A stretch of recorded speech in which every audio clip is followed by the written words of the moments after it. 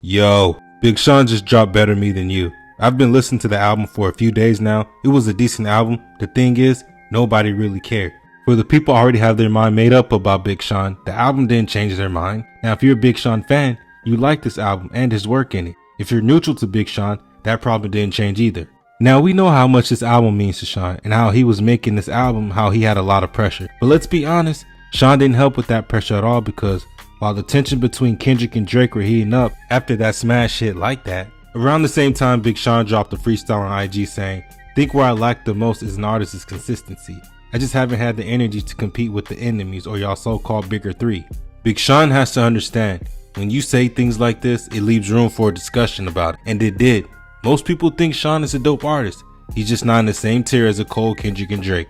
On Sean's album, The Intro Pressure, people around him and fans was telling him to diss somebody. However, that's not what Big Sean wanted to do. And this album from Big Sean has some people comparing him to Chance the Rapper. This is not what you want at all. Chance the Rapper's last album completely flopped. No one liked it. They said it was too positive. That album hurt Chance the Rapper's rap career, so Sean having this comparison could hurt him also. Chance the Rapper and Big Sean have some similarities when it comes to their music, but comparing Big Sean to Chance the Rapper is insane. Big Sean is way more successful as an artist, and I'm not talking about numbers, I'm talking about as far as longevity. When it comes to Big Sean and his music and always being compared to his peers, it seems that Big Sean has this false confidence. He appears to try and show he's confident, but it's hard to believe him. When you see him under blog post comments responding to dudes who's talking about his abs being sprayed on and how his arms don't match his body, who cares what dudes think about your body? It makes more sense to respond to all those corny comments you get. And the thing is, Big Sean gets those comments all the time. He's right there under a Meek Mill, Tyrese, and The Game, who's always being called corny.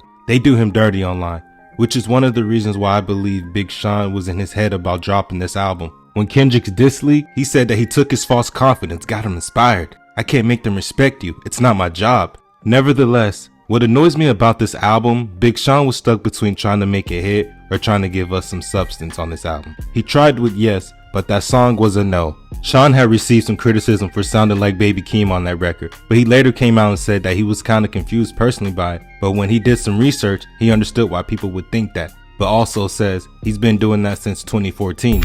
I like the versatility on this album. The Alchemist has been on a roll this year. Together Forever was a great collaboration between the two. Sean gives you records like Boundaries, as he talks about mental health and self-reflection, and more positive songs like Get On Up, where he's embracing fatherhood and instilling morals into his child. The feature with Gunna, It Is What It Is song is dope. However, people are saying they don't have chemistry. I like the song a lot more if Gunna wasn't on it. I can't say the same about the song This and That, because Bryson Tiller slid on that record. Speaking about his success, record was dope, had Kodak Black on there with the dope flow. When Big Sean came out with this album, I thought he was trying to prove he belongs in the big three. And honestly, Sean should just forget about the big three, because this album didn't really prove anything to anybody. The album came and went. If it was Cole, Kendrick, or Drake who dropped an album, there would have been a lot more coverage around it. One of the things Kendrick also said about Big Sean on a leaked diss track was, "You're finally famous for who you date, not for how you rhyme." Big Sean's relationship with Jhené Aiko gets more coverage than his music.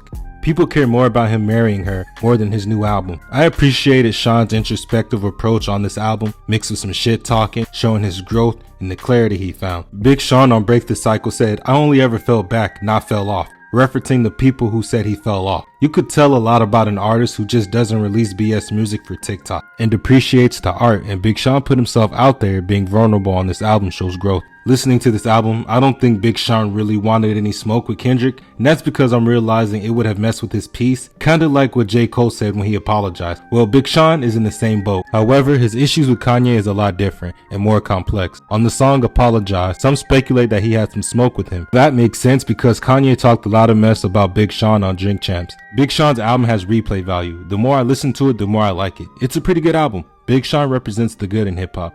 It's important because it's changing a lot where quality doesn't mean as much. But yo, if you like my content, make sure you subscribe and check out the rest of my channel, and I'm out. Peace.